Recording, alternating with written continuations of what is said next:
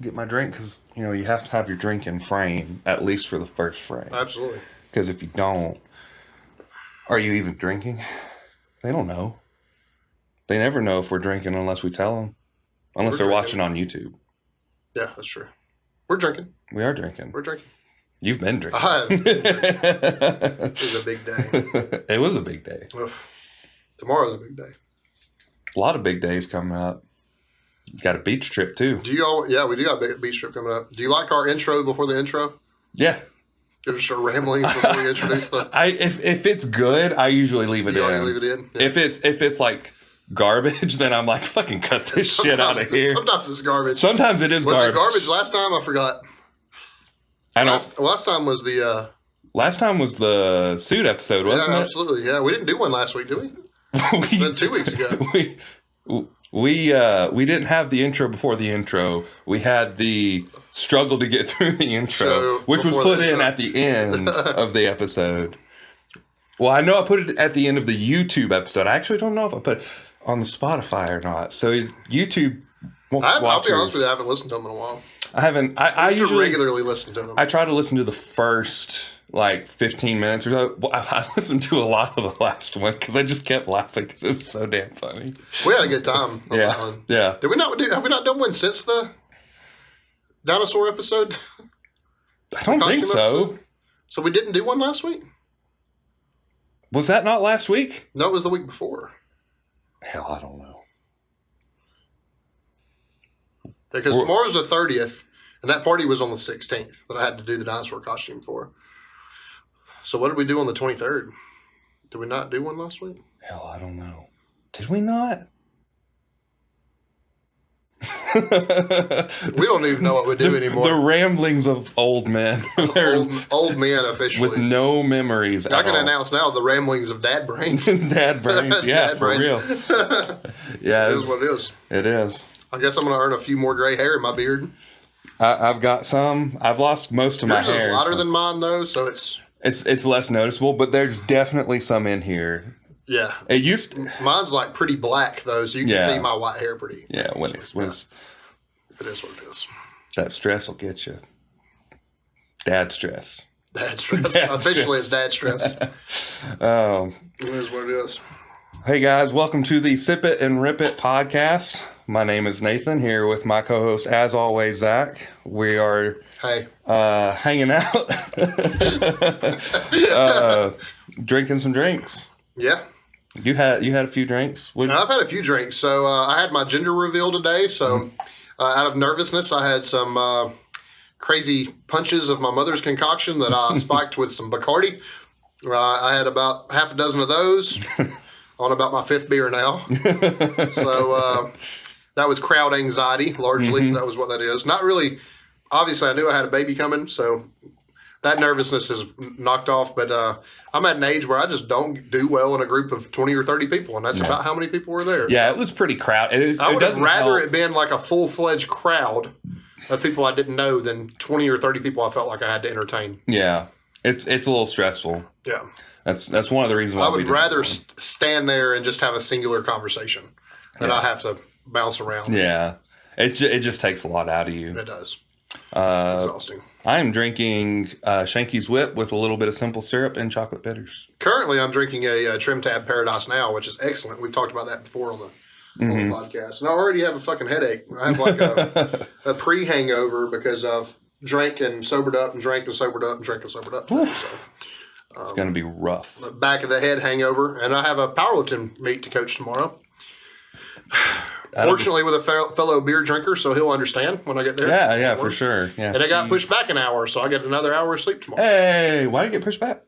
It's at Iron City, which is a concert venue, and they're having a late night concert tonight. Oh, okay. So their cleanup will spill over into Charlie's normal setup time. Right.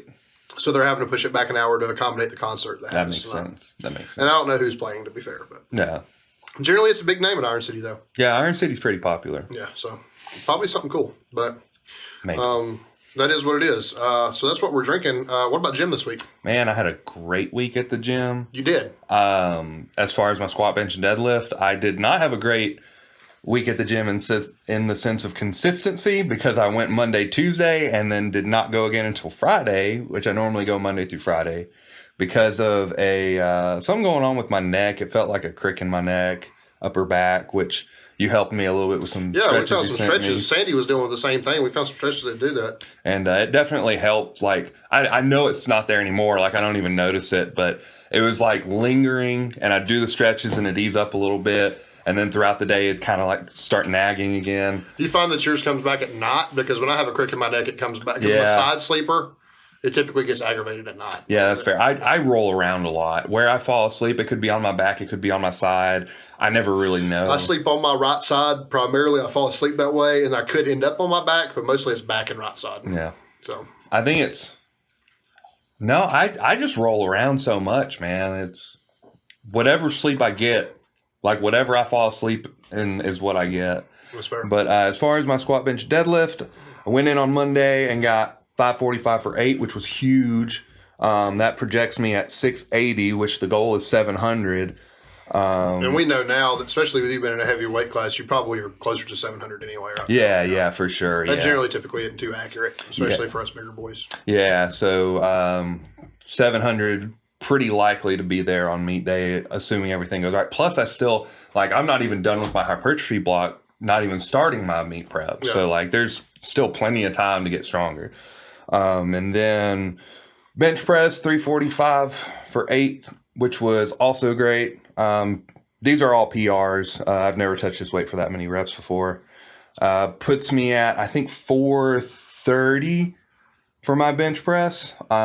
Which is kind of crazy, too, because I don't feel like you were hitting that number when you hit 420. Like, you wasn't near. No, I don't feel like you were anywhere close to it. So I feel like you're going to project out closer to 450 before it's all over. Yeah, that's the goal, is to end at 450. But no, when I hit 420, I think I saw a video of a year ago on my memories, my Facebook memories, and it was like 345 for 4. So we'll see. And that would have been about a year. Yeah, we're getting ready for November of last year, which was your last meet. So, so you're twice as good as you were last year. Yeah, so for real. Like on a lot of metrics, I'm twice as good. And then obviously that was on Tuesday, the day after deadlifts. And then the next 2 days I was out stressing about squats because I knew squats were going to be the worst. Went in there, man, let me tell you. Tore them up. I tore up. You actually overachieved before it's over with. So I thought I did 8 reps, and then I played it back and I got 7. And the camera angle on my video was shit, and I couldn't see my hip crease. So I was like really pissed off about it. Got so mad, started like hyping myself up. It's like, I'm doing another set. I'm going to get 8. Squats aren't going to beat me today.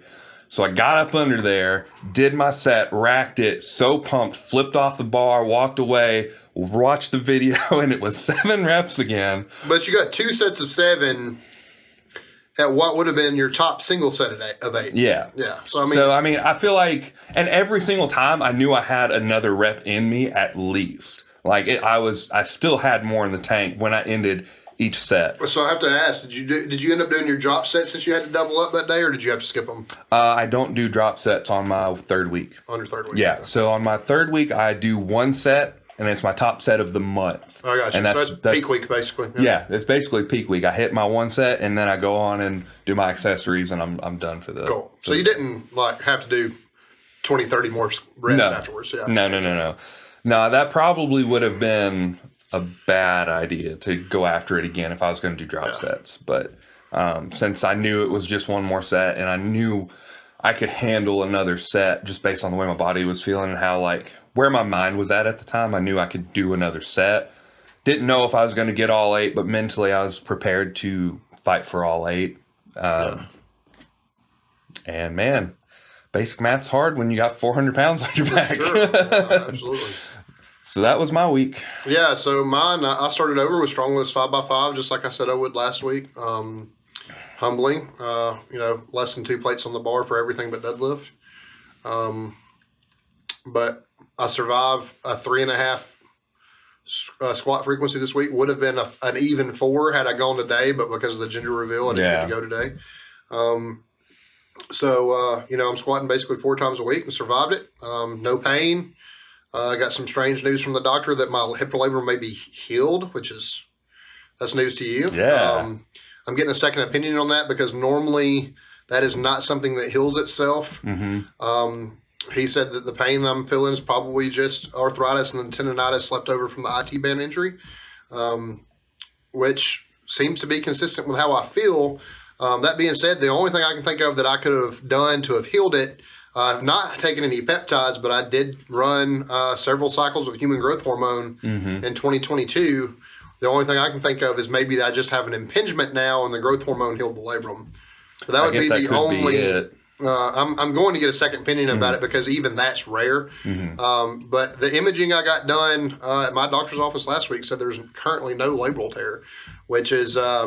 I frankly just don't believe, and that's the reason I'm going to go get a second opinion about it. But I will say I was, they normally put a local anesthesia in. They normally don't let you see the screen when you do the hip imaging I got done. The first one was an x-ray. They put a black dye in your labrum so that the labrum shows up on the x-ray. Most of the time, soft tissue doesn't show up on the x-ray.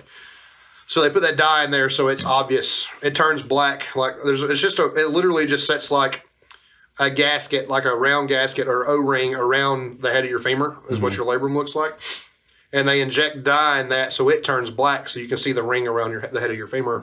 And I watched the whole process. They did not give me anesthesia for it, which is extremely painful because they wedged a needle, that's 6 inches long between your hip socket and your femur. Yeah. So, I mean, that sounds miserable. It fucking sucks. Like it's like it'd be like pinning yourself with a 3-inch 18 gauge pin. It fucking sucks. Yeah. It's very, very painful.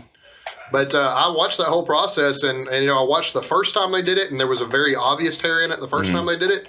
And when I saw it this time, there wasn't one. And I asked the person administering the test, I was like, do you see, because it doesn't look like the same x-ray I had last time, do you see a labral tear? And he's like, no, I don't, but that's the reason why you're having contrast done and an MRI done too, because the x-ray is not reliable. So I know what I saw and it's concurrent with what the doctor said, that it's healed. But I just don't believe it because, like I said, soft tissue, that kind of soft tissue typically doesn't heal itself. Yeah. I was told that it wouldn't heal itself, that surgery was inevitable. Because of the arthritis, there's still a possibility I have to have it scoped. So it doesn't matter anyway. But according to my general practitioner, not my ortho, I no longer have a labral tear. So that's wild. Very weird thing.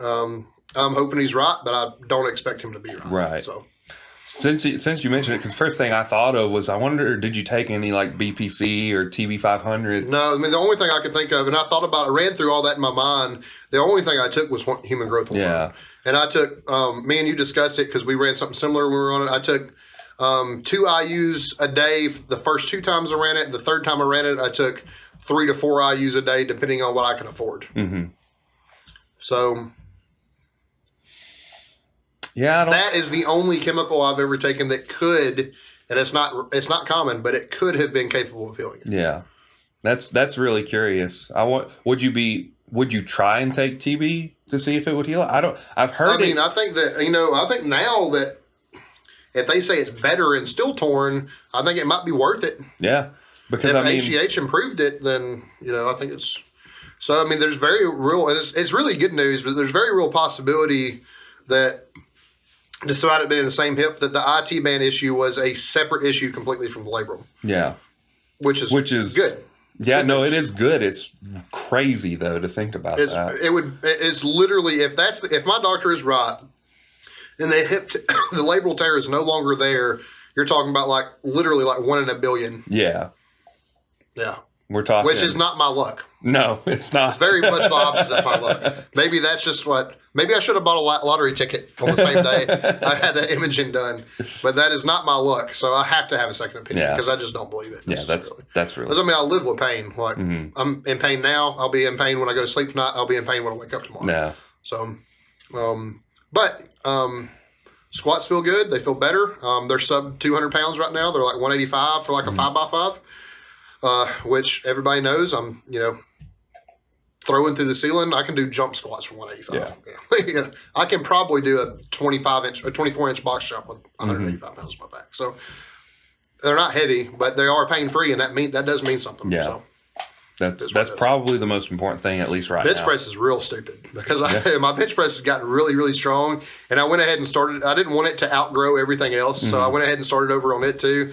And my 5x5 weight this week was like 145 and 150, and it's just like I can just I can do all 25 reps at a time and not get a pump like Paul's. So what I've decided to do is I started working on, I have a cuffing issue. So if y'all don't know, cuffing is what we call when we don't have a vertical wrist. We tend to bend our wrist in the bench press. That's not ideal for your shoulder health. So what I've done is taken this time while my bench press is really strong, but I've started it over to rectify the cuffing so that I'm pressing with a perfectly vertical fist and vertical wrist. So I'm taking the time to rectify that. And immediately I feel like there's more power in it. But it's really hard to tell when that's, 35% of your one rep max. Yeah, it's really hard to tell. This is barely even warm-up weight. It's warm-up, but it's not warm-up weight. Yeah. I mean, I normally warm up with a plate for like 30 reps. I normally go 10 regular grip, competition grip, 10 narrow, and 10 wide. Yeah. At 135. So I would never hit 145, 150, 155. Right. I normally go one plate. If I'm feeling bad, a plate and a quarter. If I'm feeling good, 2 plates. So, it's not weight I normally even see on the barbell. You know what I mean? Yeah. On overhead press, maybe, but not on this. You know what I mean? So, it is what it is. But here's to hoping my doctor's right, although I don't think he is. Hey, I mean, if he's right, though, that's the best news you could probably hear. Yeah, especially with a baby on the way. So, I was worried that I was going to have to relearn how to walk this year post-surgery. So, let alone relearn how to deadlift and squat and lunge and everything else. So, and there's a possibility that maybe they were wrong the first time. That there was never even a tear. There was never a tear. And maybe it was always just arthritis and an impingement. An impingement will cause a labral tear. That's what causes a labral tear. But maybe they were just always just wrong. Yeah, I mean, I guess and to be fair, I possess a party trick of mine is I can pop this hip all the way out of place and pop it back in at will. So maybe it's just arthritis. I don't know. Maybe they were wrong the first time, and that's what I'm hoping for. So yeah, I guess that would be ideal. Yeah, absolutely. PR songs. PR songs. You can go ahead and start. Yeah, so I have 2, both by the same band, and I put this band on here a lot, but they're. I hate saying as a musician that I have a favorite band because I listen to so much stuff. But honestly, man, when it comes to gym music, at least, they probably are my favorite band. And that is, the first one's Plague Doctor by the Acacia Strain. Man, it's so good. There's a line in here that really pumps me up. It says, soap and bleach to clean the knife. I scrubbed you from my fucking life. It's fucking good. That song's fucking brutal. It's awesome. I love it. And that's my first entry. What you got for your first entry? Let me scroll down because I didn't write it down. But I was talking about them last time we were on the podcast. Born Through Fire is what's his name from As I Lay Dying? Tim Lambesis. Yeah, it's one of his other projects. So they actually released a full length album. Okay. Like just recently. So it's brand new. Is it heavier than As I Lay Dying? A little bit. I'd probably like it better if it was a little heavier. It still has that same kind of like, has a chorus, like it follows the same pattern. It's a metalcore song. It's very much metalcore, but it is heavier than As I Lay Dying is. That's typically is. But Blood, Fire, Pain, it's like the second track on the album, and it's like pretty heavy, and it gets me pumped up. It's one of those things like haven't always liked As I Lay Dying, but like when I really got into them, I really got into them. And I just dig them like that. For me, they were a gateway band. Yeah. That was probably the band that bridged the gap from like post-hardcore stuff I was listening to, like Under Oath and Norma Jean, to stuff that was, As I Lay Dying and Killswitch, which I think Killswitch is the better band now. But As I Lay Dying and Killswitch probably bridged the gap between post-hardcore and real death metal and metalcore. And deathcore, rather. Yeah, absolutely. I think anybody our age that listened to heavy music were probably fans of like the Big Four. That was probably our real first introduction. Yeah. But really like obscenely heavy music, I would say that like As Lay Dying and Kill Switch was probably the bridge. The bridge, yeah. Yeah, absolutely. Definitely. I don't view them as heavy now, but that was definitely the bridge. So they're cool. Awesome shit. Yeah, I dig it. My second one's by the same band, the Acacia Strain. It's the very next song on the album, and that's Bitter Pill. And I guess I'm just in love with Vincent Bennett's lyrics because Bitter Pill has a line in it that says, the future isn't open, it's bleak and fucking empty. Keep praying to your God, he's the one that fucking sent me. Fucking righteous in the gym. That's pretty brutal. That's pretty fucking brutal. Yeah, I can dig it. I'll take a few steps back. I don't know. I don't think I've put this on yet, but I'm worried that I have. It's a Code Orange song called "The Easy Way." It's not heavy. You put Code Orange on before. I've definitely put Code Orange on before. It's not particularly heavy. None of their stuff really is, but I feel like early on they were. Some of the, I don't know. I'd have to. They're bringing that new metal sound back. It's definitely more of a new metal sound, but I like the way they go about it. Yes, sir. Like it's more. It's darker. Yeah, it's a lot darker. More serious music. It sounds, and I think I've said this before. It gives more like serial killer vibes. Yeah, I'm with it. That's kind of how I feel about it when I listen to it. But Easy Way isn't like that. It's definitely more of like a metalcore song. But it's, I don't know. I just dig it. That's cool. I like it. Yeah, that's fine. Gets me going in the gym. Yeah, shit's good, man. It is what it is. So onward to our topics. We're not necessarily playing a game, but we're doing like rapid fire tonight. Try to get this episode done in less than an hour and a half or so. So what we're going to do is we're going to play a game of overrated or underrated, or perfectly rated. Yeah. These are you're probably going to hear some hot takes tonight. I definitely have some takes that you skinny fuckers ain't going to like. CrossFitters won't like it. Lightweight powerlifters won't like my take on any of this tonight, probably. But yeah, we're playing that game. So. Yeah. So we have a list of 10 items. We'll just say items because it's varying topics. Yeah, and there's some rabbits we'll chase, moving forward too. But basically, like Zach said, we're just gonna talk about the topic. We're gonna rate it first. We're gonna say overrated, underrated, or perfectly rated, and then we'll say why, and we'll just have a conversation from there. So the first thing on the list is quote unquote optimal exercises. Are they overrated, underrated, or perfectly rated? Yeah. So a little backstory here. Optimal exercises. This is definitely big in the bodybuilding community. Obviously, there's no doubt about this. There's no conversation about this in powerlifting. There's no conversation about this in Olympic lifting, strongman, or CrossFit. Mm-hmm. This is definitely people that are looking at hypertrophic value only. Yes. A good one that popped up, an example of this is me and you watched a guy the other day that said bench press is overrated for growing your chest. He said you should not even bench press. You said you should not bench press because it will not grow your chest. So basically that's the optimal training, right? It's not optimal to bench press. You should fly, dumbbell press, something like that other than bench press. He actually said you should, basically said bench press in general, regardless of the apparatus, was bullshit. You should, work on some type of fly. Yeah. Is what he was saying. So optimal training, basically choosing a more hypertrophic movement over major compound movement like bench press. That's what we're talking about when it comes to optimal training. I'll kick this off and I will say that's 100% not just overrated, but fucking bullshit. Period. I would absolutely agree. I think it is overrated because there is a good reason to choose quote unquote optimal exercises.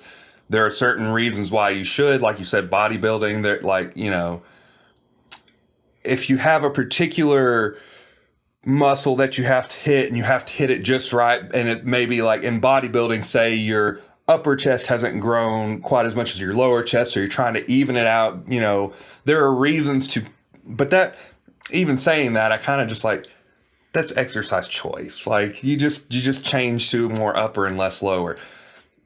I don't know. I'm trying to make an argument for it, but I guess I'm not. But just to say bench press is bad is really, really dangerous because, one thing that Ron swapped for me on my dumbbell bench press, which is accessory movement during my powerlifting block, is a neutral grip dumbbell bench press. And the very simple fact that he chose to do neutral grip as opposed to a regular grip dumbbell is because you get an extended range of motion from neutral grip because the dumbbell is not facing east and west, it's north and south. You can literally bring it past the point of contact on your chest. Makes sense. With a heavier dumbbell, you can with lighter dumbbells. With a heavier dumbbell, our dumbbells at the gym is a good example. If you have the 100s to 150s in there, they're 1.5 feet long. They're still going to touch your chest before you can get past the point of contact. But with a neutral grip, you can bring it, you get a lot more stretch in your pec. Yeah. So to just say, hey, bench press is bad for you or squats are bad for you or whatever is really dangerous because what kind? Right. One. Also, even on a barbell, what kind of grip are you using? This guy in particular was talking about you don't get enough adduction, which is an interior movement. So moving from out to in, you don't get enough adduction for chest hypertrophy on a barbell bench press. And then he posted a video of somebody inclining where you can clearly see adduction happening, even on a barbell. And then on a dumbbell, it's even more because you can swing it inward toward your chest. Yep. So I honestly think that term is a clickbait buzzword. That's fair, honestly. I think it's bullshit. It's a clickbait buzzword. And I'll give you another example of this. And I'm not going to mention his name on the podcast because of the nature of what I'm about to say. But my best friend was incarcerated for a long time.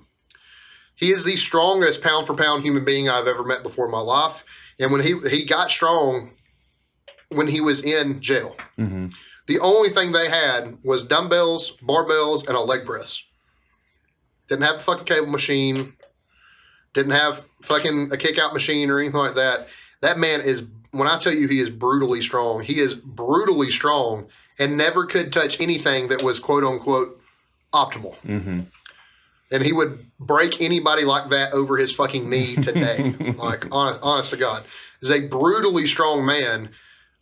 Very, very well built, has a very good physique even now and doesn't even train. And he is proof that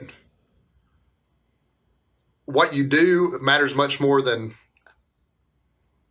well, doing the work matters much more than how you do the work. Right. And he is proof that minimal equipment, fucking necessity made him grow. Yeah. And you can quote Dr. Mike.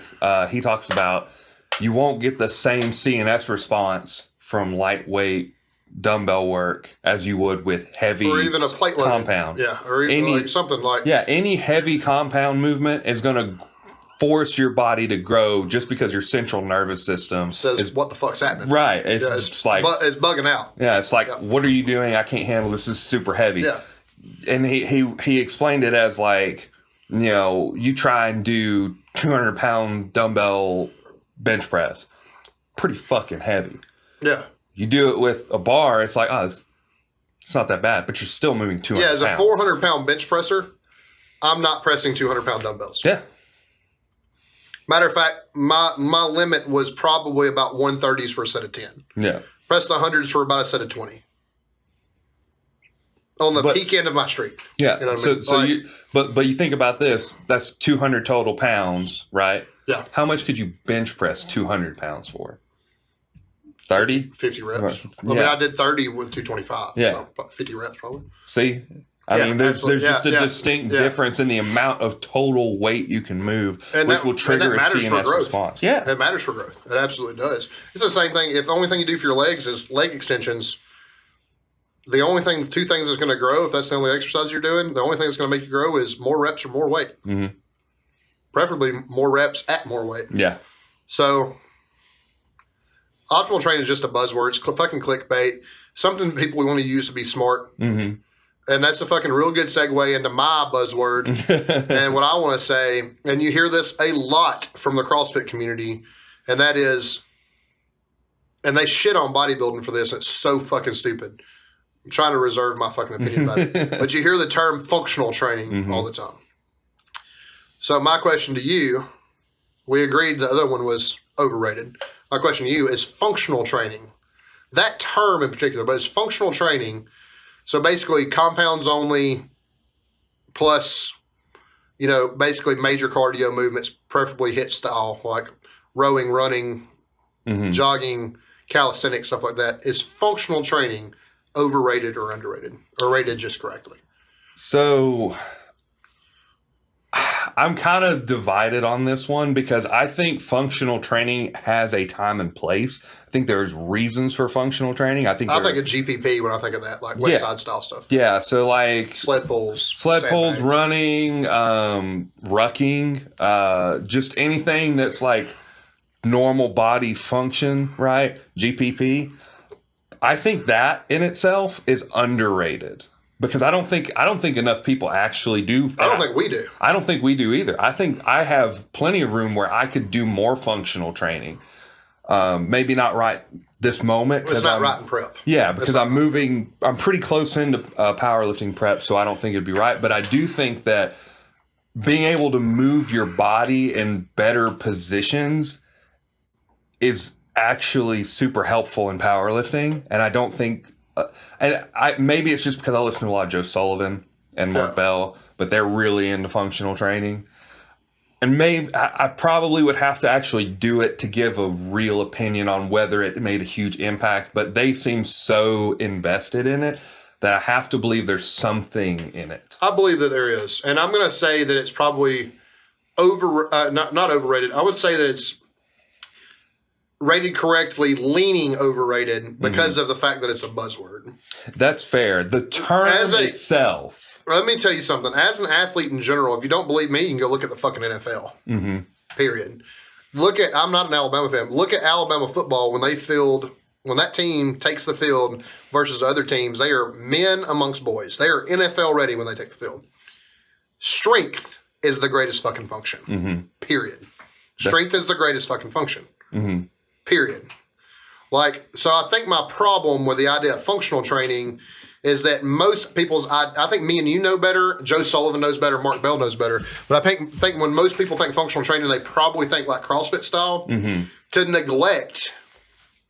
Actually, physical strength, like getting stronger. Well, not even that, but to neglect unilateral movement, to neglect balance, things that you get from bodybuilding that is not necessarily considered functional training is incredibly fucking ignorant.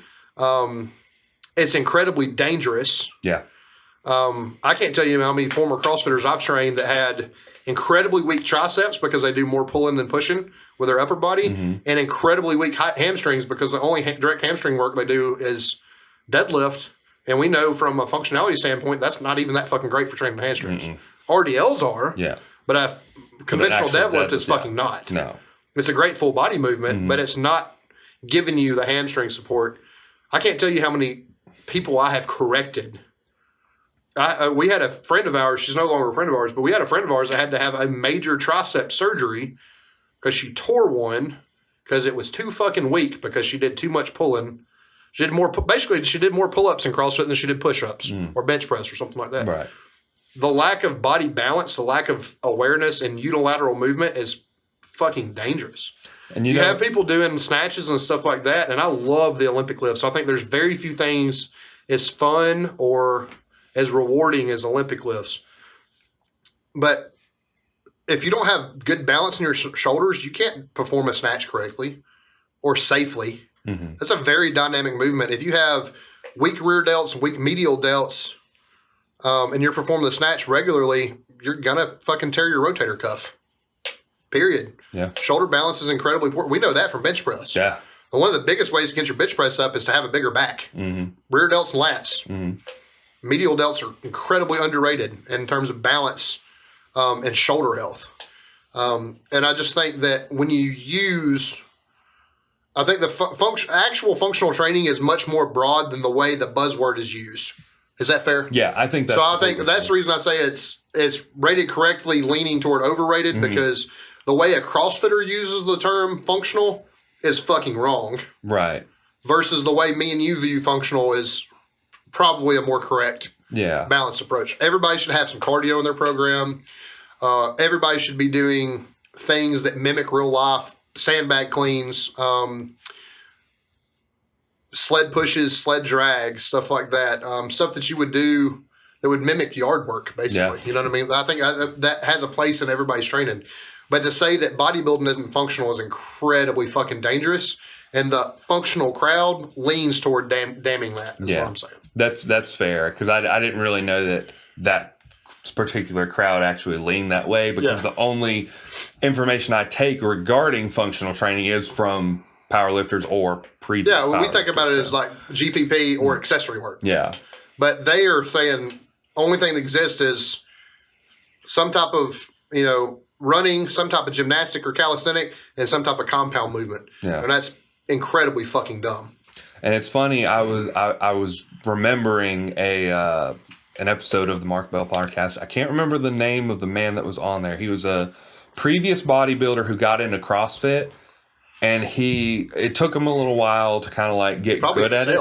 He did so much better than all the other people once he got good at CrossFit movements and stuff, because he had the strength from bodybuilding. Two things. He had more muscle mass than CrossFitters do, because let me tell you something. I must be very, very serious about this. HIIT training sucks for hypertrophic work. Yeah. That is not the fast. High intensity interval training is not the fastest way to get strong, period. CrossFit sucks at making you strong. You take somebody that like him that has spent years doing things with very, very large hypertrophic value, and then you throw him to compound movements and stuff like that, he's going to excel because he has that body balance. Mm-hmm. He has some body awareness, and he has a real, the actual term of functional strength. Yeah. He has real functional strength behind him already. Yeah. I talked to, when I was still actively coaching CrossFit and dabbling in CrossFit at the time, I definitely had already swapped to powerlifting. We had somebody from Minnesota that came down that would drop into our gym periodically. He was extremely fucking good. He was a regional level athlete. I don't know if he had made it to the games or not. He was extremely fucking talented. And I asked him, I was like, what's the secret to being good at CrossFit? And he was like, don't get in a hurry. Don't get your heart rate up. Mm-hmm. The very opposite of everything that a level 1 coach in a CrossFit gym would tell you to do. That guy was like, I don't get in a hurry about nothing. I train at my own pace. I control my heart rate, and I just get used to that. And then when it's time to go, I can go as fast as I need to. It's not necessarily list at that point. It's still high intensity interval training. But he's like, I control what I can control. I don't worry about anybody else around me. And then it was like, off season, if I'm not preparing for a meet or a competition day, I'm more focused on strength than I am on conditioning.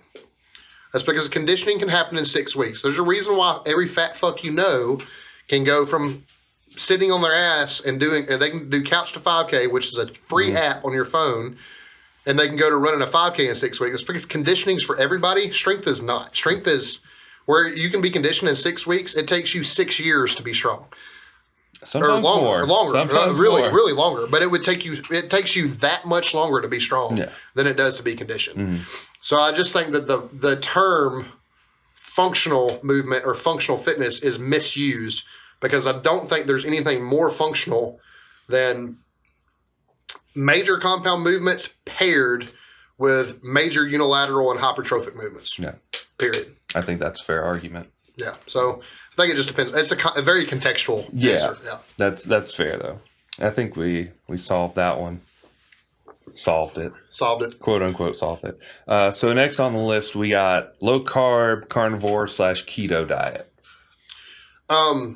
This is going to surprise some people, but I don't know. On the podcast, I've spoke highly of it, highly and lowly of it.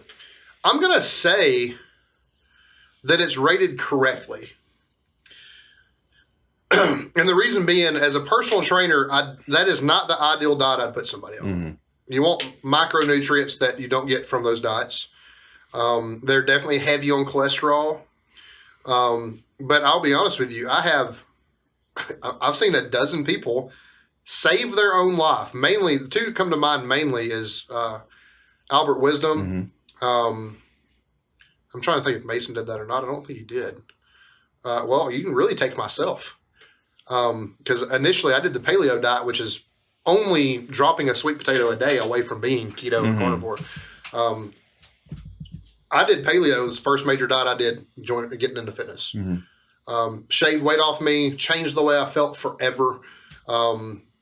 Everything I can do. And then you take somebody like Albert, lost 200 pounds on keto, very much saved his own life. He was very much on his way to dying young. So you can't say it's overrated. Yeah. You can't. The reason I say it's rated correctly is this. A low-carb diet, and I don't necessarily think I can include carnivore in this because it's not inherently low-carb. It's just animal-based products. A low-carb diet or keto is shit for muscle gain and strength building. It's not good for gym endurance. It might be good. It is good for like endurance. Like if you're going to run, stuff like that, it's a little bit better because your body weight tends to be lighter. You don't hold on to water weight as much. So just the fact that you are physically lighter typically benefits like distance running, stuff like that. So and it's the reason why early on so many CrossFitters were successful with it's probably with paleo. It probably does benefit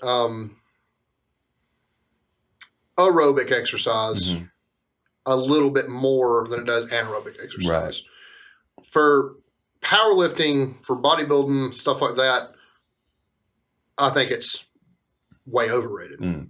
Underrated for saving people's life, overrated for performance. I would say it's also correctly rated. I would agree with you on pretty much everything you just said.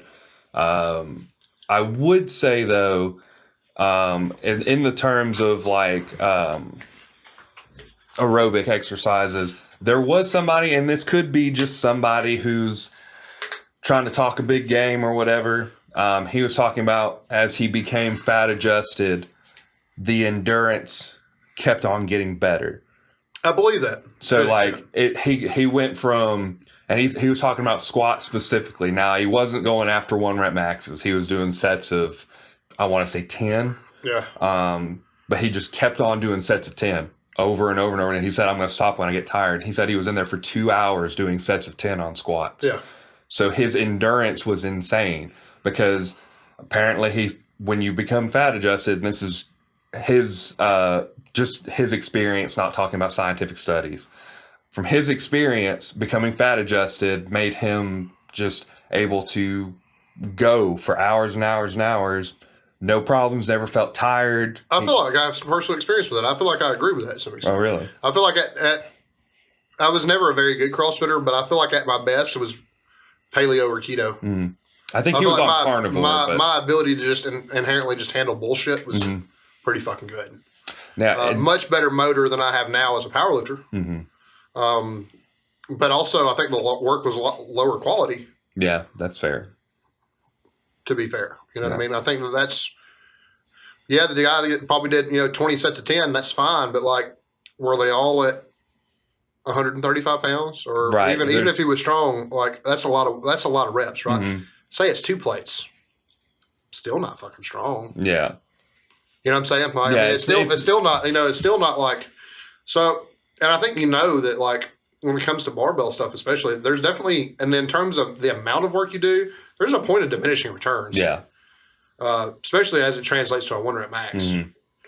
Yeah, and that's why I mentioned like he's not a power lifter. I want to say he's a runner. Yeah, like he may be, and that's an incredibly important. Squats are an incredibly important exercise to power development and runs.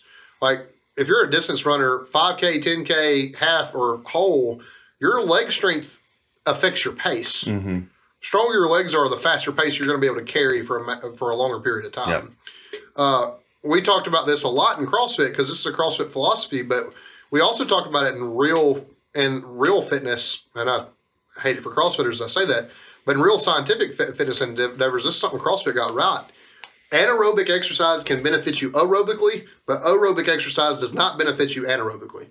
That means your ability to squat 315 pounds can allow you to run a 5K better, but your ability to run a 5K has no effect on your squat. Yeah.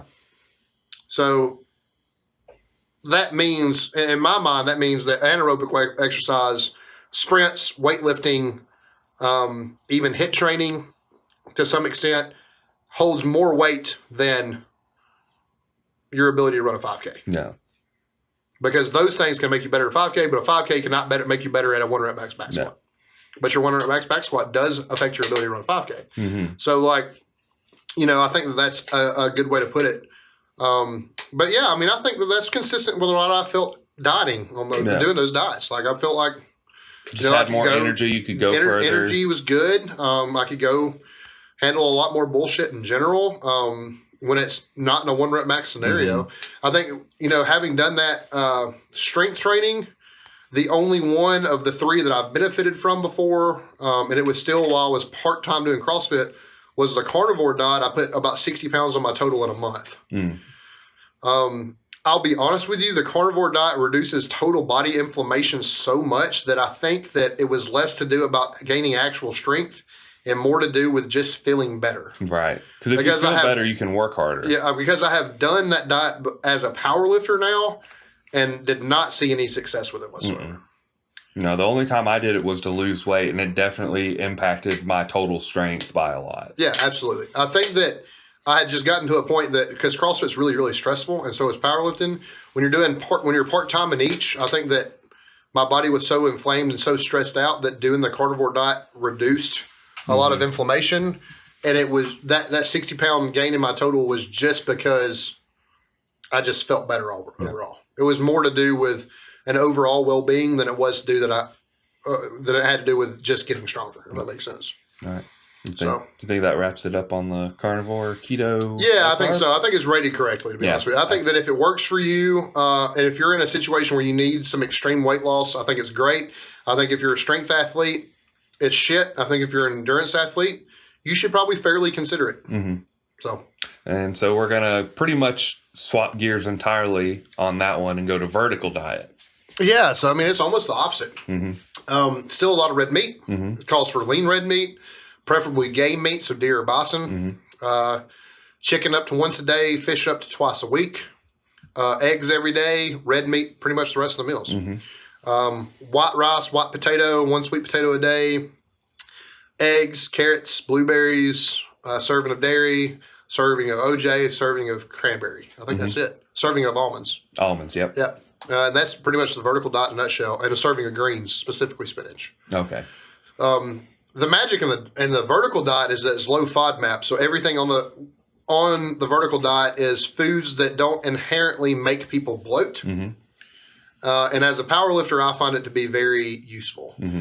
So I'll be honest, and this may not be the way you're going with it, but I'm going to say the vertical diet's underrated. Yeah. I think it's, if you can stick to eating the same things every day, I cannot. But if you can stick to eating the same things every day, I don't know that there's a better diet than the vertical diet. If you can be repetitive. Yeah, I would say it's correctly rated. I think it's right there because when I eat, I basically eat pretty close to the vertical diet. So I eat eggs every morning, eggs and cheese with turkey bacon. And then like my second meal is white rice, steak, broccoli, which is a bloaty green, but it's a green. Yeah, that would be the only thing so far that's not vertical diet. And then I eat carrots. Yeah. And then my second meal is or my third meal rather, is kind of just whatever. I think this time it's going to be chicken fried rice. So it's going to be white rice with chicken. And mostly vertical still. An egg and fried rice. Eggs and peas and carrots. So do you use a seed oil? That's the big thing on vertical. I probably won't. I'll probably just have soy sauce in it. That's fair. That's the only thing I'm probably going to have in it. And then fourth meal, is that right? Fourth meal, whatever, it's typically just whatever we go for, that me and Desi both can eat. So typically it's a pasta with some sort of meat. Not necessarily vertical, but could be if you bought a rice-based pasta. It's not. It's just a regular pasta. Yeah. So that's like so you see it's like 90% vertical, but that's what I eat all the time consistently. I don't really feel bad. I feel like I can eat all the food that I'm supposed to. So therein lies the magic of the vertical diet for me, is that the vertical diet, because it's all very low bloat, makes it extremely easy to eat a lot of food. Because you're never just like, God, this fucking sucks. Yeah. The vertical diet, because everything processes quick, it's easy on your stomach. Most of the time, you're ready to eat by your next meal. Yeah. And that's pretty valuable. And this is a very rare circumstance for me because I'm an overweight athlete. But vertical diet makes it very easy to bulk because you never just feel shitty, like super miserable. Yeah. And I think when you think about how many strongmen use the vertical diet and stuff like that, pretty much all of them. I think the value in the vertical diet is because the food quality is so high and the bloat is so low, they can simply just eat more food comfortably. Mm-hmm. And that's an underrated thing. Yeah. In my opinion. I think what makes it, I think it's underrated still, but I think what could make it overrated is the expense because of all the red meat. Yeah, it does cost a bit. And now eggs. I mean, eggs are $7 a dozen, national average right now. Not for us. But national average is $7 a dozen. So we're talking, I don't know who's listening or whatever. That's true. So where we used to eat eggs for, 10, 20 cents an egg, they're much more expensive now. Just to brag, home state Alabama, $3.74 for 18 jumbo eggs. Hell yeah. So. And I have a plug for homegrown eggs. I have 2 plugs for homegrown eggs. Homegrown? Yeah. Like somebody raised the chickens. And I didn't know you grew eggs. Somebody raised the chickens and the chicken laid their eggs in their farm. Does that make sense? Yeah.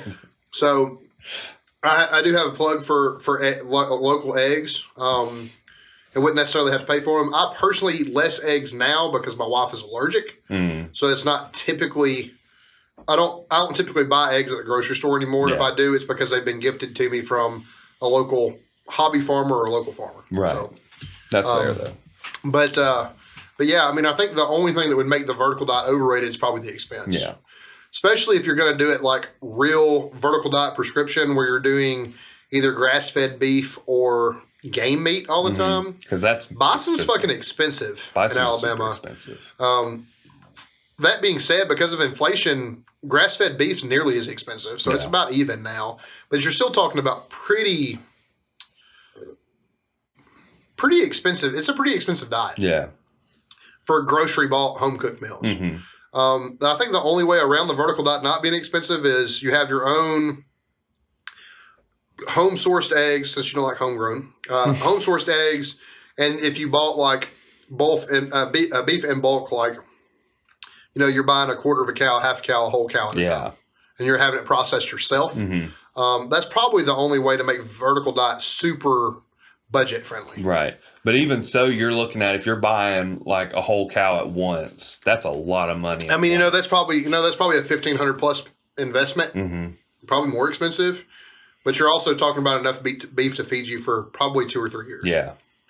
So, as long as you're okay with it being frozen, I think typically the price per pound ends up being like $3.99 or $4.99, which is incredibly cheap. If you've bought a ribeye lately, it's fucking $15.99 a pound. Vertical diet prescription, although it's normally lean ground beef, if you're on a bulk, you're allowed fatty beef.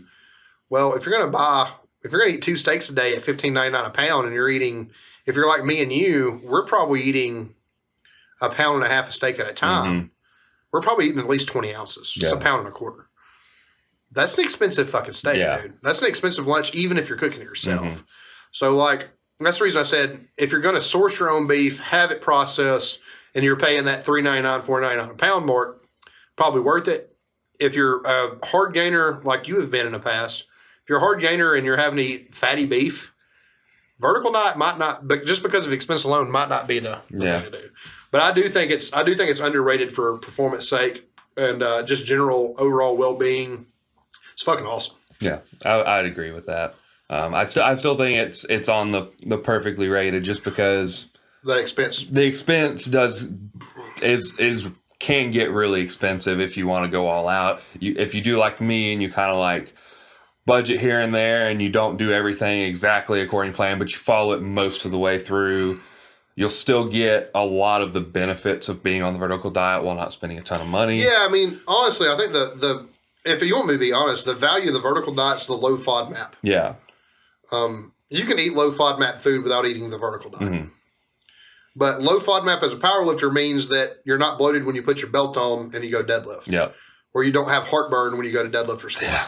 That's the worst. I mean, that fucking sucks. Yeah. I mean, it's so bad. And people don't realize how bad it sucks until they've done it. Go eat a dozen hot wings and then go fucking squat and tell me you're gonna have a good time. Like, tell me you didn't shit your pants. Yeah, it's not fun. Yeah. The benefit of the vertical diet is you don't have those feelings when you're on a vertical diet. So, but that's also true of anything that's low FODMAP. Yeah. So, I mean, I would suggest, if I'm not necessarily saying I'm changing my mind, but I would think that if you don't think you can afford the vertical diet, I would say look up the FODMAP scale and eat low FODMAP foods, and you'd get a lot of the same benefits from it. I think that's fair. Yeah. So vertical diet, we got that. So now we're going on to people, which is going to be pretty interesting. Yeah. First one we got on the docket is John Hack. Yeah, so this was mine, and the answer is probably going to surprise you a little bit, but I don't think he's rated correctly.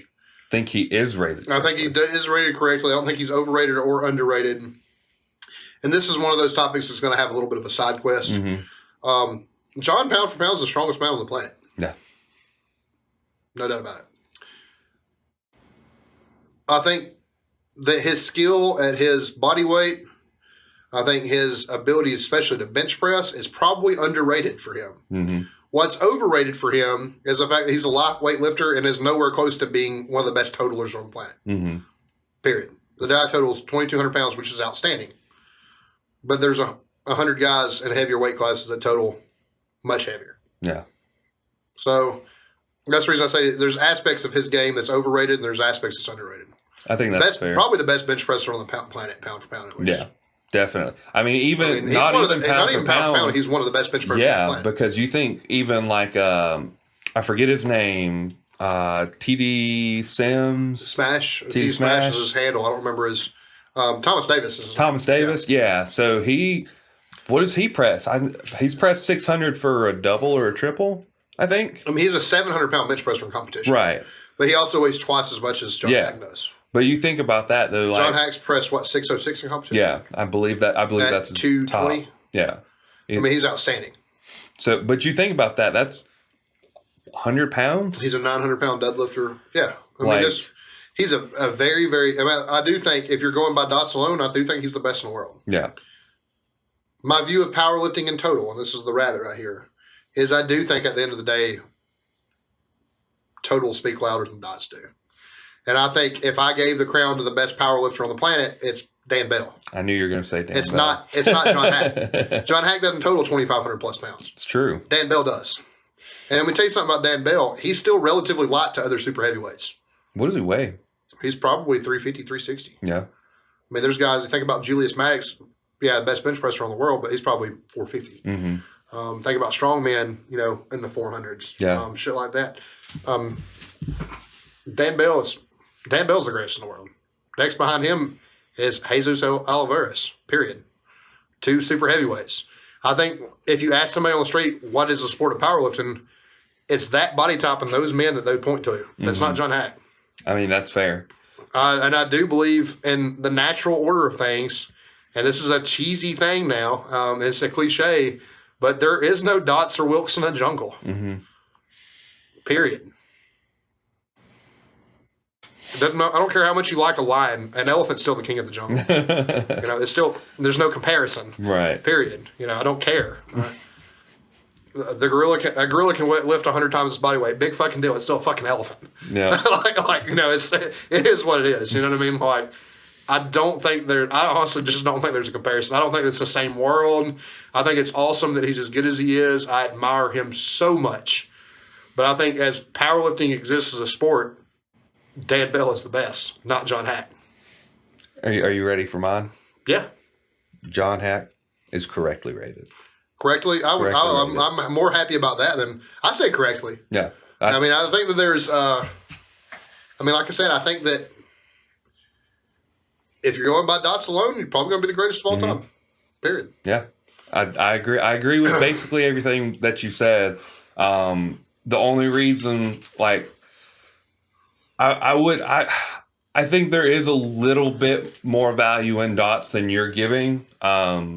I understand where you're coming from, and I do think total is more impressive than dots is, in the sense that it doesn't matter if you've got a guy and he weighs 100 pounds more than you if he lifts 300 pounds more than you. Yeah. It's more impressive to see that weight lifted than it is to see 3 times your weight lifting. I think that when you're talking about pressing the limits of the human ability, I think the total is just more important. Mm-hmm. Yeah. But I do think John Hack is the GOAT. If you're talking, well, I'll put it to you in this perspective, okay? There's probably not many anymore, but there's probably 3 or 4 women that have a better dot score than John Hack. It's true. Are they better than John Hack? From a dot standpoint, they are. From a dot standpoint. From a dot standpoint, they are. Yeah. But would you say that they're the greatest of all time in powerlifting? And I'm not being sexist right now. I'm being serious. This is the weight of dots. You know they get more credit for being female on the dot score. I guess that's one of those things, right? Because like if a female outdots John Hack, are they better than John Hack? From a dot standpoint, they are. Like you can't argue that. But that's not what I'm asking. System, are they a better powerlifter than John Hack? Are they a better powerlifter? In total, are they a better powerlifter than Well, John you Hack? just said total, so no. Well, not total pounds, but I'm talking about as a whole, are they a better powerlifter than John Hack? It's hard to say that. It's hard to say that because it's probably personal bias. How is it? My only argument is how is it fair to compare John Hack to Dan Bell? Yeah. I mean, I guess you know what I mean. It's kind of like if you're not willing to compare Mariana Gasparian to John Hack, then right. It is. I mean, it is. It's a slippery fair point. I just think dots is a slippery slope. Yeah. It is what it is. Like I'm cool with. You think about somebody, Larry Wills is a good example of this. Larry Wills at one time hold all-time world records at 220, 242, 275, and 308. Mm-hmm.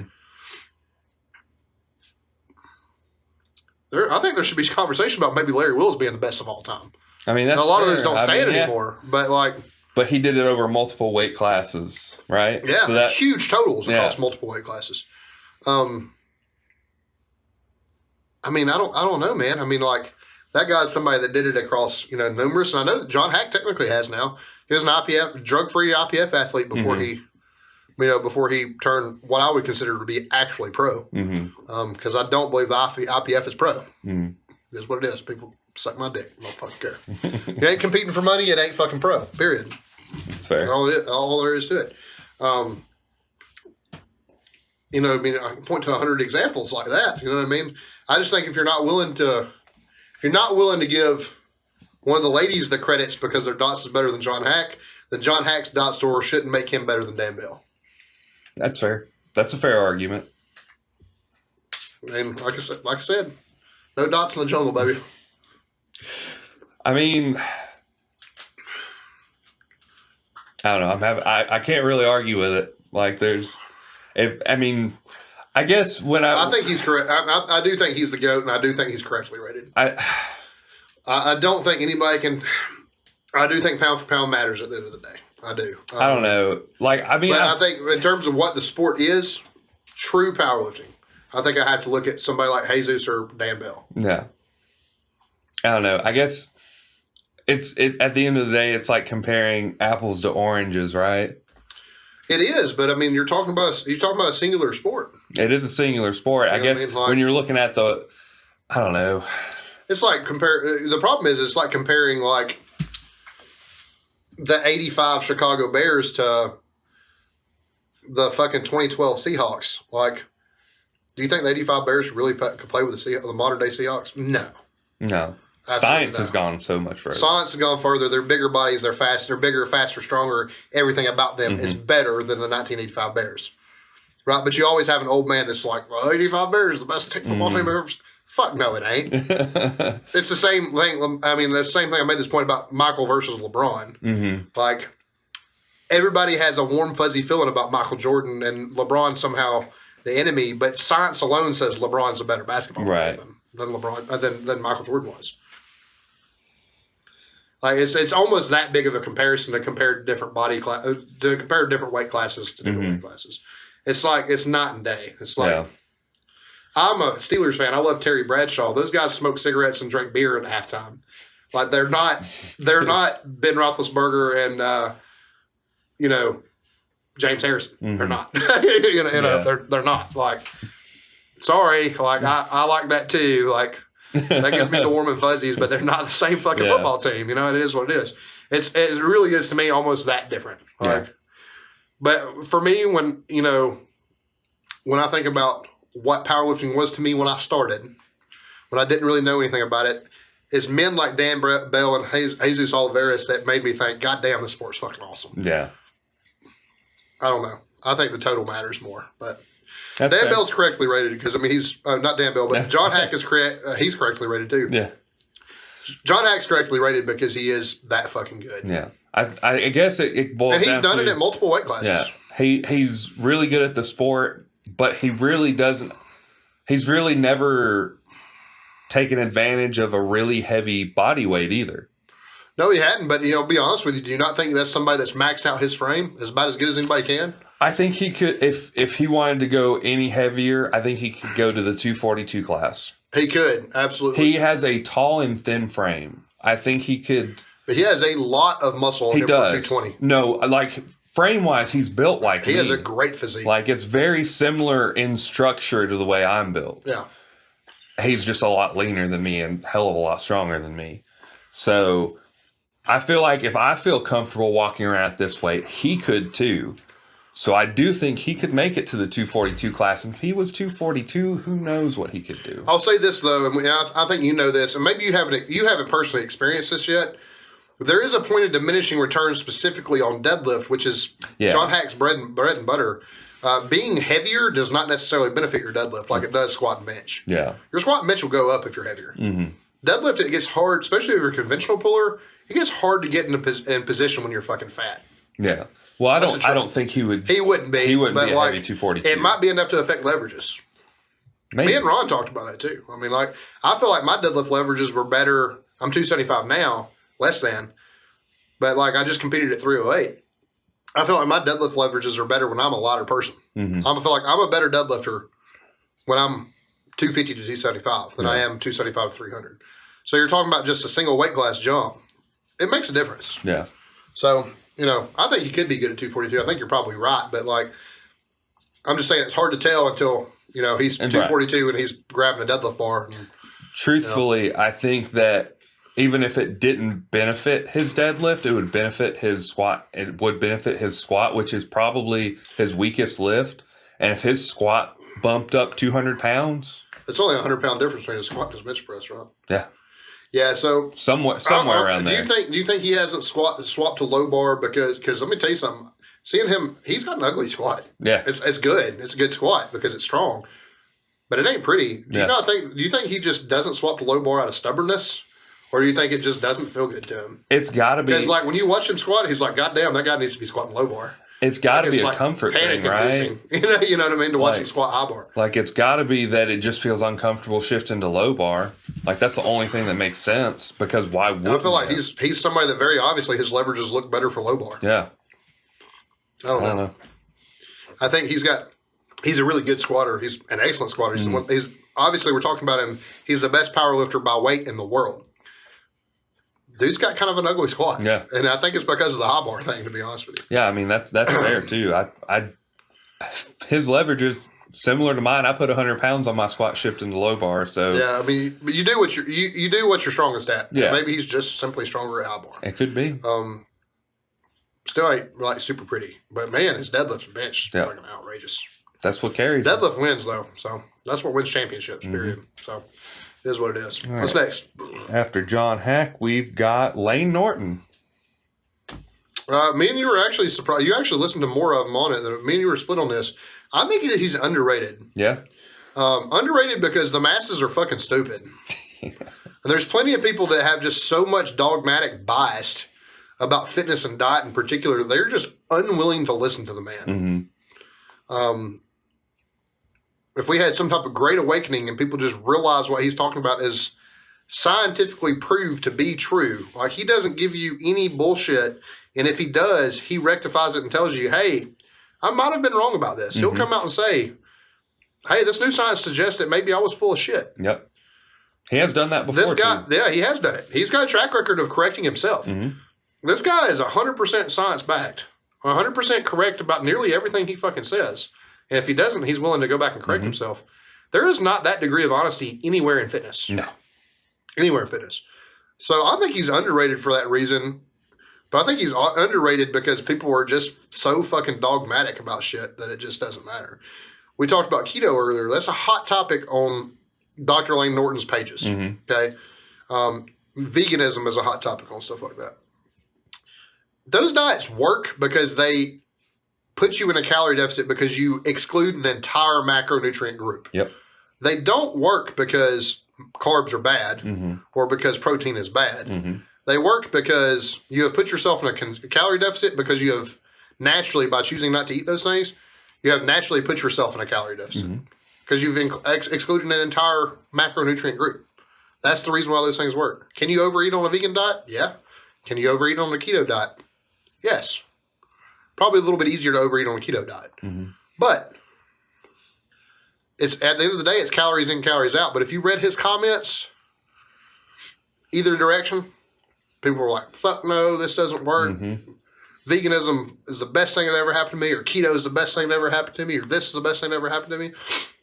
And the only thing he says is, I'm not saying it didn't work. I'm not saying it ain't good for you. I'm just saying it only worked because calories in, calories out is how it worked. And people are just so dogmatic, they just don't hear it. Yeah. And that sucks for him because he's put in a lot of honest work and a lot of, he gives good feedback. He responded to you about something the other day. He's very engaged with his followers, whether they believe in what he's saying or not. He's a very, very honest man. He does what he can, good things for fitness all the time. I think he's underrated. That's I think fair. he is. I just think people can't see the forest for the trees, and they just won't wisen up to what science actually fucking says. Yeah.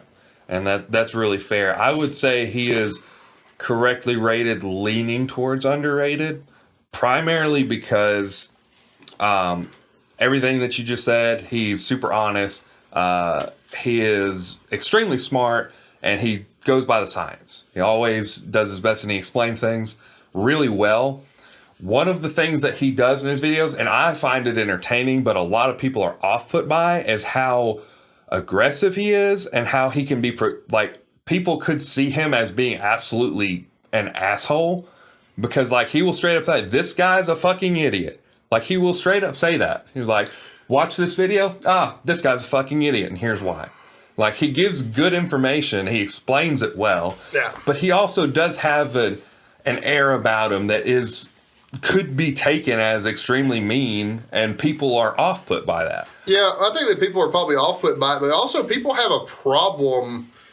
It's like clickbait news articles, right? Like, have people that get their political information or their current events information never make it past the headline. Yeah. Well, if you hear Dr. Norton say this carnivore zealot is a fucking idiot right away, and you've been doing the carnivore diet, and you don't listen beyond this guy's a fucking idiot, at that point, it's your own goddamn fault. Yeah. If you don't hear out what the guy says, most of the time in Lane's videos, and I think you would corroborate this, most of the time in his videos, he says, look, there's validation in this part of what this man is saying. The problem is that it's not the full story, and here's why. He's really good about that. Yeah, he will give credit where credit is due. He has done that multiple times in his videos. He'll say, like, this isn't all bullshit, but this is why the rest of it is. Like, most of the time, some type of zealot like that they're onto something, but they're not necessarily telling the whole truth. He's made the point about the carnivore diet before. Likely the reason why people lose weight is because they're moving from processed foods to whole organic foods. Yep. Same thing with veganism if they do it correctly. If they're omitting heavily processed, like, soy-based product. If you're going, like, raw veganism or something like that, right? Most of the time, the reason why people get better is because they have moved from highly palatable, highly caloric processed foods to real food that is probably less palatable, but also because of those things, less caloric. And that's the reason why people are seeing these health benefits, right? Yeah. He's really good about pointing that stuff out. He will give credit where credit is due. Yeah, absolutely. But people don't listen past, this guy's an asshole. Yeah. And I don't necessarily think that's Dr. Lane's fault. No, I mean I would agree with you on that, but I'm just saying that's something he could adjust for better viewership. Maybe. So sometimes I wonder about that. Like, it will get people more engaged because it will get people riled up. Because like you said, someone says this, Lane Norton comes out with a video, this guy is doing keto and he's fucking wrong. Well, all the keto people are going to get on there and they're going to comment, keto's great, it's the best thing in the world, and not care to listen to the rest of the video. But he's still got engagement. I think he would be quick to tell you keto works if you're eating whole meats and whole vegetables. Mm-hmm. I think the problem with the keto crowd now is they want to eat processed meats and deli meat and fucking cheese and dip it all in ranch dressing and say that they're keto. And I think that's the problem that he has with it. Yeah. I think if they were doing keto to the point that it was more reminiscent of like the paleo diet, which I think is closer to what it's supposed to be like, more vegetable oriented than fruit because it's keto, because it's low carb, I think he'd probably be more on board with it. But these fucking idiots are like, I'm just going to have my low carb wrap because the fiber in it negates the carbs in it. That's not how that fucking works. You're not really even keto at that point. Great, it has 17 grams of fiber. It's still got 24 grams of carbs. You can't call that 7 carbs just because the net carbs are 7 carbs. Right. It's still 24 grams of carbs. Yep. But sorry. I think that's the kind of shit that he probably gets sick of. Let's be honest. Like, everybody should be on a whole foods diet. Lane talks about it. He also talks about that some processed foods not as bad as it sounds. Yeah. Like, he talks about, I'm drinking a Diet Dr. Pepper. Aspartame, Dr. Lane Norton talks about this often. You would have to bathe in a swimming pool of aspartame daily for it to be cancer-causing. Has it caused cancer in studies?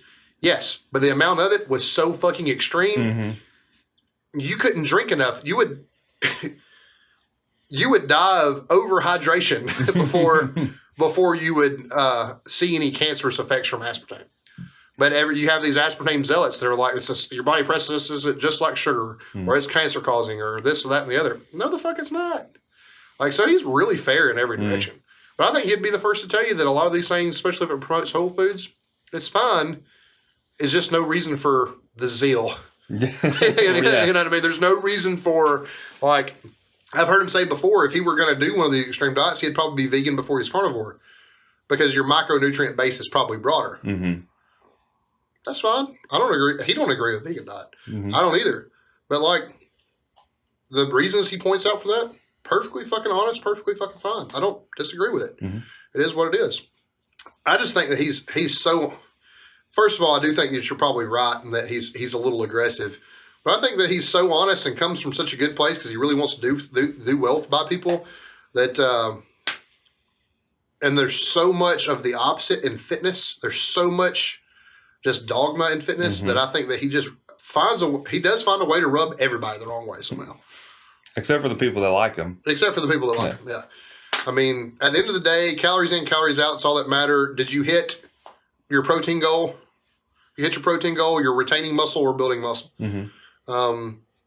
That's great. Did you hit a complete macronutrient profile and a complete micronutrient profile, BCAA specifically, because it helps protein synthesis? If you hit those things, didn't matter if your protein came from beans or came from steak. It's what it is. He has a very practical approach to it.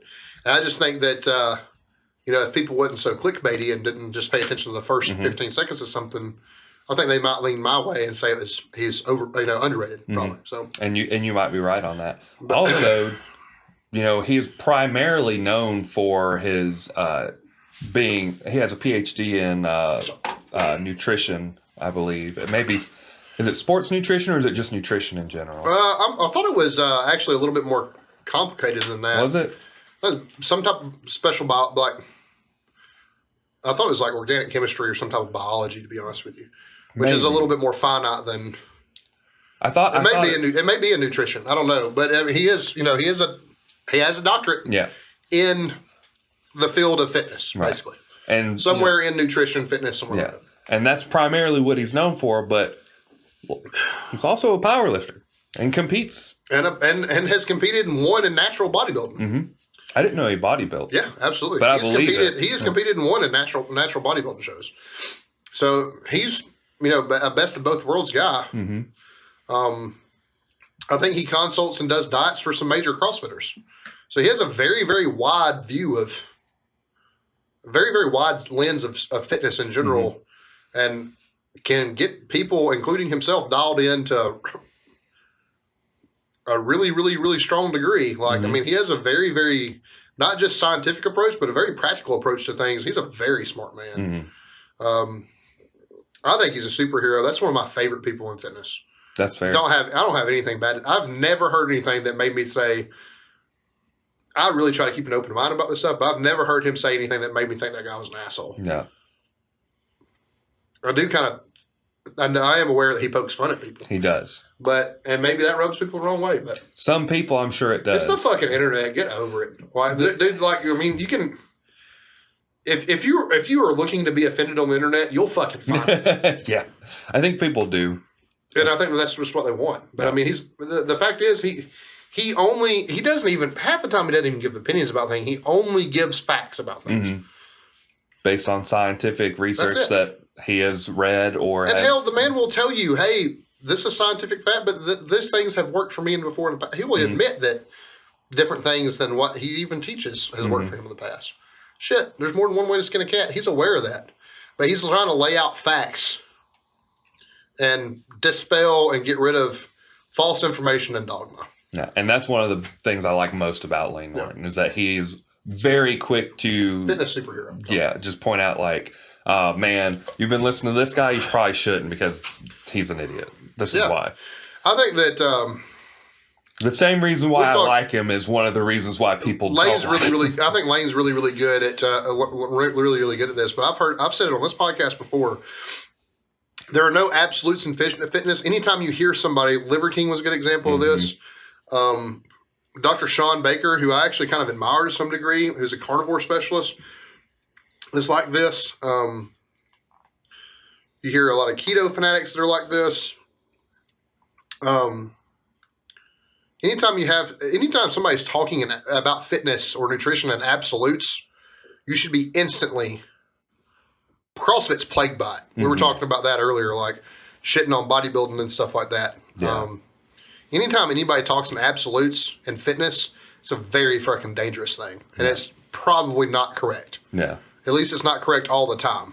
Yeah. So. Stay away from that. I mean, even I know even I as a coach talking absolutes, and that's the wrong thing to do. There are no absolutes in fitness. Yeah. The only absolute in fitness is calories in, calories out. That's it. Yeah. So. I think that's fair. Well, I guess protein matters, right? So protein matters. But, I mean, you can get into some more finite stuff on the nutrition end of it. But I really do think that, for the most part, when you hear people talk about absolutes, it's probably a problem. Yeah. Think about the way people teach a squat. Like my squat and your squat will never look the same. Mm-mm. There's a handful of things that all of us should be doing. Talk about like the tripod foot, neutral spine, stuff like that. But in terms of like angle of your spine, like as it relates to your hips, everybody's different. Knees over toes. Knees over toes versus a vertical shin. Everybody's different. High bar, low bar. High bar, low bar, stance width. Same thing in almost everything in fitness. When you hear somebody talking in absolutes, they're not necessarily wrong, but it should be a major red flag for you. And I think Lane's really good at not talking in absolutes. And this is and dispelling those things. Very much a little left turn here, but I don't know if you saw Mr. Death Grip Derek posted. There's only one way you should squat. He said if you're not doing these three things, you're wrong. One of them was knees over toes. I mean, I don't. Coming from a juggernaut background, I don't necessarily disagree with Derek. I would say a very, very strong case against him is a man named Matt Winning, who has coached. Derek's one of my favorite powerlifters. I've been open and honest about that. Matt Winning has coached more champions and been a champion much more than Derek has. Yeah. Derek's stronger. I realize that. I just don't think there's absolutes in it, dude. Yeah. I mean, I really, really don't. I mean, I think that, if you say that, you're not taking into account people's injury history. I've had people in the gym, a more vertical shin's better for them because they've had, I had a guy one time in Scott Browning he's had over 40 knee surgeries between two knees. Mm-hmm. I hate to tell you, he's not squatting perfectly knees over toes. Mm-mm. It's not good for him. Sorry. It's very individual, man. Yeah. I would like to think in a perfectly healthy individual that knees over toes is correct. Rarely ever is that actually the fucking case. Sorry. That's fair. We'll get one more and then I think we'll wrap it up because we're running a little long. Yeah, I'm sorry. No, that's okay. There's just been some tangents we went on. We have. But this is the last one anyway, isn't it?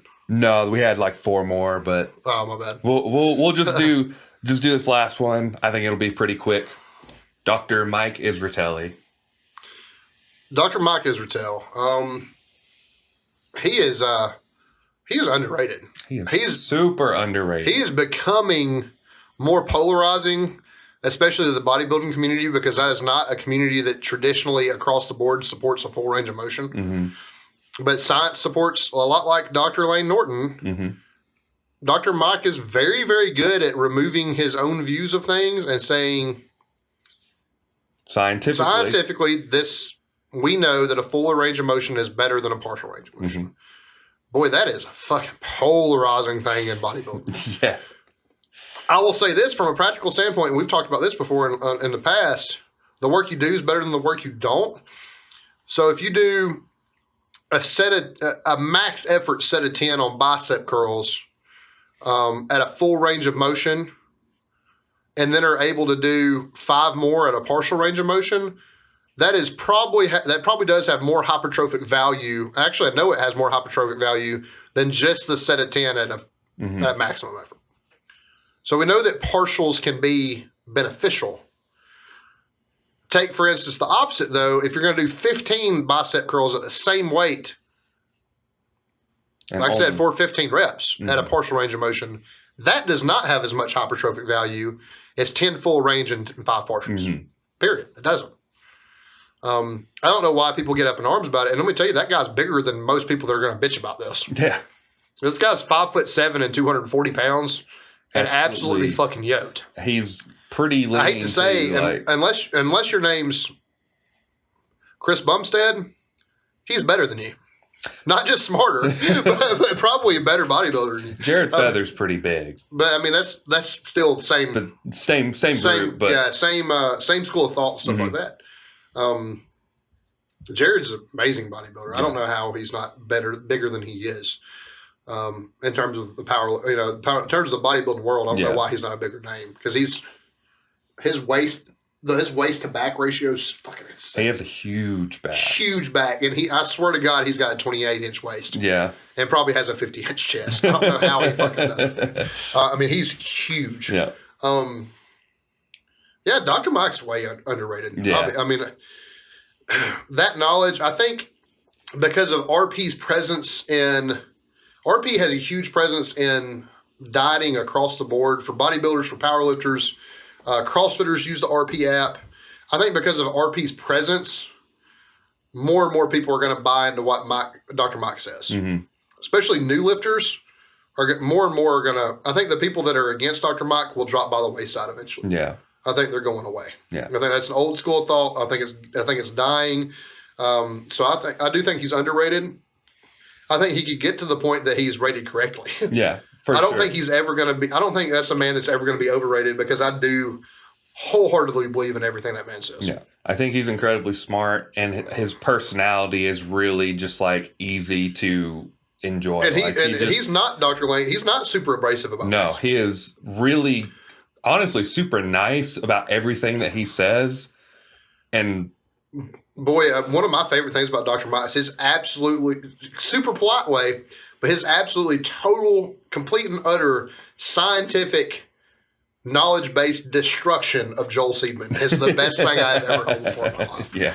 Just absolute, obliteration of Joel Seedman is the best thing Dr. Mike has ever done. Yeah. But yeah, I mean, I think I think that him, Chad Wesley Smith, Matt Winning, Dr. Lane Norton, Josh Bryant, probably the 5 most brilliant minds in the fitness industry. In fitness. Yeah. Absolutely. And probably close behind them maybe Joe Sullivan. Yeah. You're a little bit more fond of him than I am. I like Joe Sullivan a lot too, especially as it pertains to powerlifting. But fitness as a whole, I think those 5 guys are the greatest of all time. Yeah.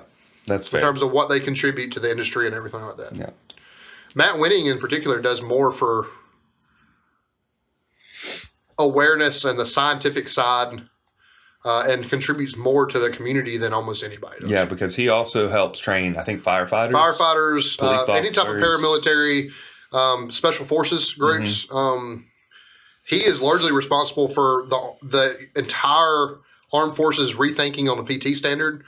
He has a very, very large hand in moving people to the ACFT in the Army, which is the trap bar deadlift, the bag throw, or the ball throw, whatever it is, the dummy drag, the ammo can carry, all those things that are more strength-based versus how many sit-ups can you do in 2 minutes, how many push-ups can you do in 2 minutes, how fast can you run 2 miles. Yeah.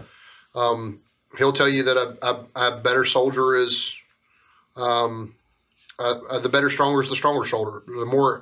He's more durable. Yeah. A more durable shoulder is a stronger shoulder, and durability is more important.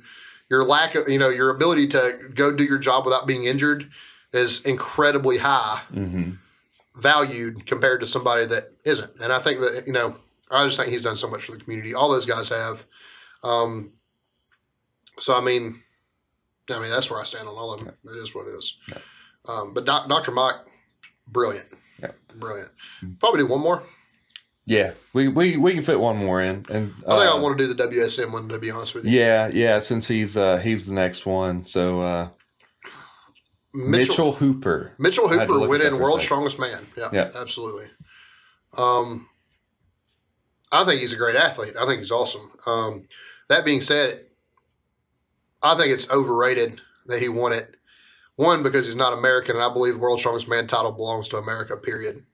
I believe that I get and I'm a big Eddie Hall fan, but it hurts my pride when an American doesn't take home that title. Also hurts my pride, talking about that, Martins didn't compete this year, but fuck Martins' losses for claiming another country when he was born and raised here. Don't fucking like that at all. That fucking sucks. But, yeah, so I'm a little upset that it went to a Canadian. Not saying that he didn't deserve it. He did. I think the heart of the matter and really what's overrated and underrated is not so much him. I don't have a personal vendetta against Mitchell Hooper. I think it sucks, and I realize that early on in strongman it favored a lighter, more nimble athlete, but I think it sucks for the title of World's Strongest Man to go to a lighter, more agile athlete and not to the absolute strongest. Because it's not the world's most agile, tactically strong man. It's the world's strongest man. Right. And I think it's a shame that body types like Big Z, Brian Shaw, Eddie Hall, Thor, stuff like that are no longer dominating strongman. Because first of all, I think that's the golden age of strongman, is the bigger body type. And two, I think when you say world's strongest, it should be world's strongest, not world's quickest, not world's best at manipulating their body weight or an apparatus. It is the world's strongest. Right. So I think he's overrated, not because of anything else, not because of his lack of work or anything like that. I know he works hard. I know he's a strong man. I think it's overrated just because I think that I don't know that we can sit here and seriously say world's strongest man. Right. I think I think at this point it's fucking cheesy. I think I'd agree with you because like you said, when you think about world's strongest man, I always think of Eddie Hall deadlifting 1100. Yeah, or 1100 pounds, 1101 or whatever it was. Whatever it was, but 500 kilos, right? Like that's didn't happen at World's Strongest Man, but yeah, but that's what everyone thinks of when you think of World's Strongest Man. You think of Eddie Hall picking up. I think of Eddie Hall squatting 750 16 times in a minute. Right, something like that. An impressive feat of strength. I think of like Brian Shaw's 562-pound Atlas stone at the Arnold. Right, like that's fucking unheard of. Thor's, whatever, 100, I don't know if it's 120-pound bag throw over like 40 feet at the Arnold Classic. Like, that's the shit that I think of. I don't think about who ran with a Husafeld stone the fastest. Yeah. I think that fucking sucks. Yeah, I'd be inclined to agree. That I think it's a little overrated. It's a shame to me that we're seeing the death of truly what would be the world's strongest man fall to the world's strongest dots. Basically, yeah, absolutely. I think that sucks because I don't think that's what that sport is. And I realized, listen, in the 70s and 80s when these guys were lighter weight, they were upper 200s, low 300s, and they were quicker and more agile. That's just where it's like any other sport. That's just where the sport was at the time. It's the same thing as an offensive lineman. I relate it to football because it's easy for people. An offensive lineman in the 70s weighed 260 pounds. An offensive lineman now weighs 300 to 330. Mm-hmm. I hate to tell you, but the 260-pound offensive lineman is not as good. Not as strong, not as capable of his job or anything like that. It's the same thing as strongman. We have, I think the sport, well, my problem with this is the sport has regressed because people want to be inclusive. Well, not necessarily inclusive, but they want to talk about what used to be. And they want to feel, for a feeling of nostalgia, they have abandoned the evolution of the sport, in my opinion. I guess when I say inclusive, I'm thinking like more body types, more weight classes. Yeah, like, I mean, because when you think about World's Strongest Man, typically it was confined to one body type. You know, it was the Eddie Halls, Thors, Brian Shaw. Well, to me, that's the goal. I know other people don't have this view. They think of the 80s and early 90s as being the golden age of strongman, where it was a more athletic body type. But like, I think of Big Z and Brian Shaw first. And they were not the body type that's winning now. Yeah. And I think like I said, I think the evolution of the sport has been abandoned for the sake of nostalgia. If I wanted to see a lightweight guy do something quickly, and it is actually a good sport to watch, it's a good spectator sport, I'd watch the CrossFit Games. Yeah. It's a fine spectator sport. It's fun to watch. These guys are talented. They're extremely athletic. They're extremely gifted. That's not what strongman is supposed to be in my mind. And now it's just like CrossFit for the super heavyweight class. I don't want to feel that. I don't necessarily want to watch that. I don't know. I feel a little alienated by that sport currently. That's fair. I'd be interested to know what Kevin's thoughts are. I would too. Yeah, because I mean he's an up and comer in it. Very, very talented kid. But he's also he's three. He was in the 300s, so absolutely. he's got the body type of a strongman. Yeah, he does. Beginner body type probably, but he also has the body type of what's winning right now. Yeah. I just think that the guy that presses them, like Iron BB pressed, what was it? He broke. I think he broke Robert Oberst's overhead press record on the Austrian oak, the log or whatever. It was like a 480 something pound overhead press, log press. Yeah. That's world's strongest man to me. Yeah. You know what I mean? Like, that's Eddie Hall's insane. 1,100 pound deadlift, Brian Shaw's 562 pound Atlas stone. That's world's strongest man. Right. Like I said, not who ran the fastest with a Husafeld stone. Right. More about it. Impressive feats of strength, not. Yeah. Being world's strongest man, not about being the quickest guy with a Husafeld stone. not impressive feats of quickness. Yeah, that's just not what it's about to me. I don't know. Like I said, my problem is with it. The powers that be, whoever designs these events, has sacrificed the evolution of the sport for nostalgia. Yeah. And that sucks. I mean, Martinez is a good example. If you watch his videos and stuff, I follow him.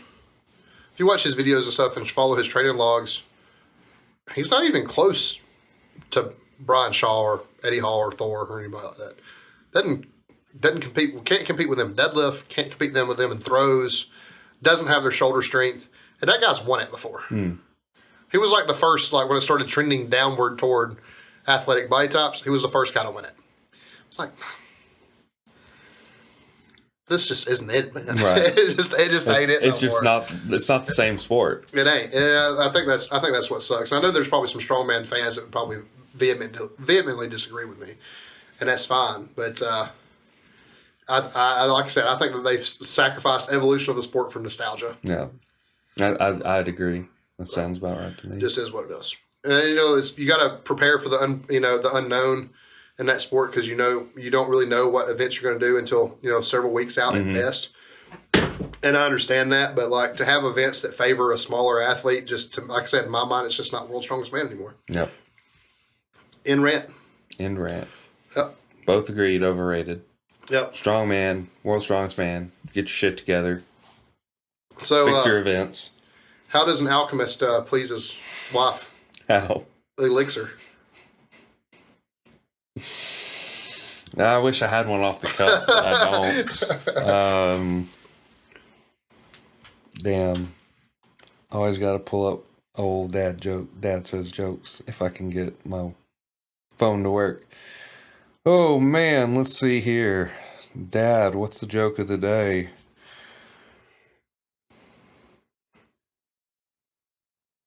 I told a joke on a Zoom meeting and no one laughed. It turns out I'm not remotely funny. Good one. Good one.